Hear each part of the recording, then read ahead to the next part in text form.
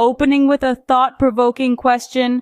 Have you ever considered what it truly means to have faith, to believe, and to be counted as righteous in the sight of God? Today we're going to delve into the life of Abraham, a man whose faith was so profound that it was counted to him as righteousness. Our first verse is Genesis 15 verse 6. And he believed in the Lord, and he accounted it to him for righteousness. Abraham at this point had no children and was advanced in age. Yet when God promised him descendants as numerous as the stars, he believed. This is akin to someone promising you a significant promotion in your job, even when all odds are against it. Believing that promise in spite of the odds is faith. Next we turn to Romans 4 verse 3. For what does the scripture say? Abraham believed God, and it was counted to him as righteousness.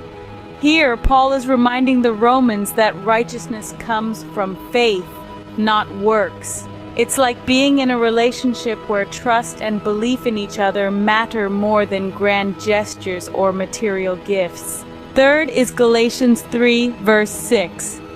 Just as Abraham believed God, and it was accounted to him for righteousness. This verse is a reminder that faith isn't a one-time act. It's a lifelong commitment, much like maintaining a healthy lifestyle.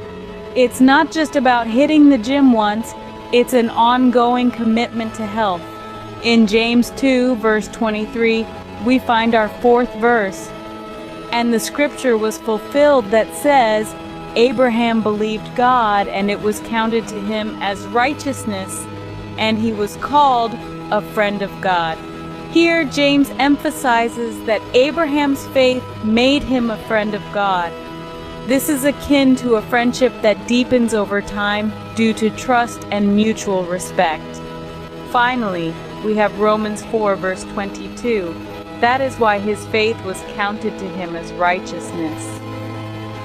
This verse reminds us that faith, like Abraham's, is a journey. It's not always easy, just as climbing a mountain isn't easy. But reaching the top, the reward of faith, is worth the journey. In summary, these verses teach us that faith, like Abraham's, is not a fleeting moment but a lifelong journey.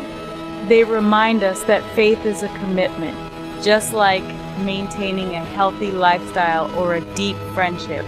And importantly, they remind us that faith, even when it seems impossible, is counted as righteousness in the sight of God.